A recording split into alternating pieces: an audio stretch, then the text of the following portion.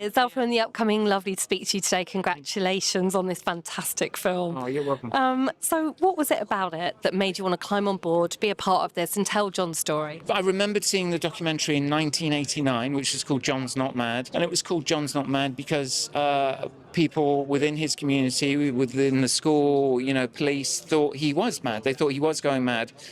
They said he'd either end up in an asylum or in a prison, that there was no hope for him.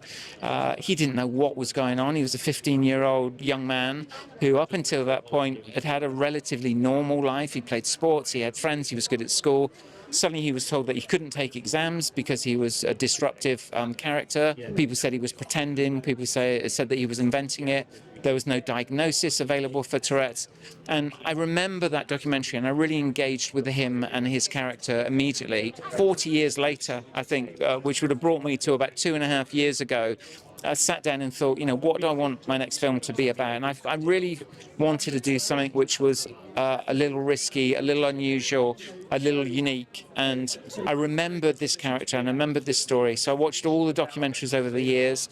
I saw him growing. I saw this incredible combination of humour and emotion in his story.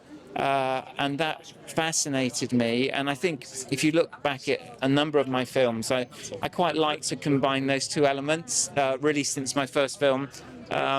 So it kind of had everything for me, and I was desperate to make a film.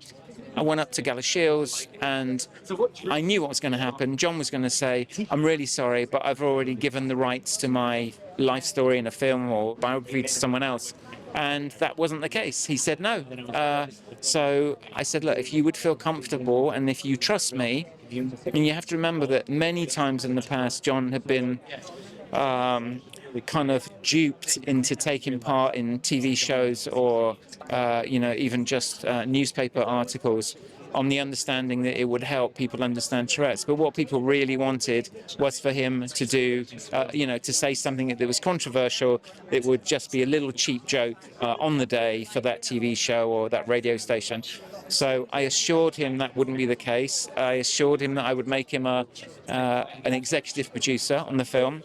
And he said, well, what does that mean? And I said, it means that I will show you everything. I will show you the script. I want you to be happy and comfortable. I'll show you the first cut of the film before I show anyone else. And if you don't like anything or if it upsets you, talk to me and we'll try and sort it out. So I wanted him to have a level of control and reassurance that this wasn't just going to be, carry on Tourette's or something. Yeah. What was it like when he first saw the first cut? Were you with him and how did he react to it? I was with him. It was very emotional. It was very funny. It was a bit like the film. I mean, he sat in the very front of the auditorium. There were probably about 12 people there, his friends and family that he wanted to share it with. And he would just tick and shout random things. There was a teacher, for example, who was featured in the film, and as soon as he came on screen, John shouted, you lied to me. And it's like, that obviously meant something to him personally. I don't know what it meant, but he felt that, there was something that he trusted who had betrayed his trust at some point. And then, he would just shout things out because the Tourette's couldn't help be reminded of different elements of his life story and just shout things out. So he loves the film. He adores Rob, and he could not be more proud of the performance that Rob gives as John Davidson. I mean, I have to say that performance from Robert is absolutely outstanding. It really is.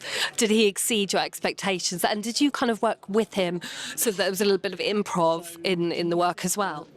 Yeah, I've never worked with anyone who's dived in so deep as Rob. I mean, there was a 3-month period where he lived with John. He went to the shops, he did gardening together, watched telly together, made dinner together. And at the same time, he was reading as much as he could. He was Zooming with people all around the world who had Tourette's. He wanted a full understanding of the condition. He never wanted to do an impersonation of John. He wanted to go deeper than that. So when we started shooting, if he would comment on anything to me about Tourette's or about how he thought John would react in a certain location, because the lights were very bright or it was noisy, I would listen to him because I respected the amount of work that he'd already put in. And one of the things he said to me was, you don't expect me to tick exactly what you've written in exactly the place that you've written in the script, do you? And I said, well, no, because that's the nature of Tourette's is you never know where it's coming from. It just bursts out. So we would cover the scripted version, and then Rob, we would do another few takes, and he would just allow the ticks and the swearing or the movement or the punches to just come through naturally wherever they just came through. And that was a shock to him and to me, but also to the actors that he was playing the scene with as well. God, that's so interesting. Oh, thank you so much for that. And thank you so much for a brilliant film. Please enjoy your evening. Thank you so much. Thank you.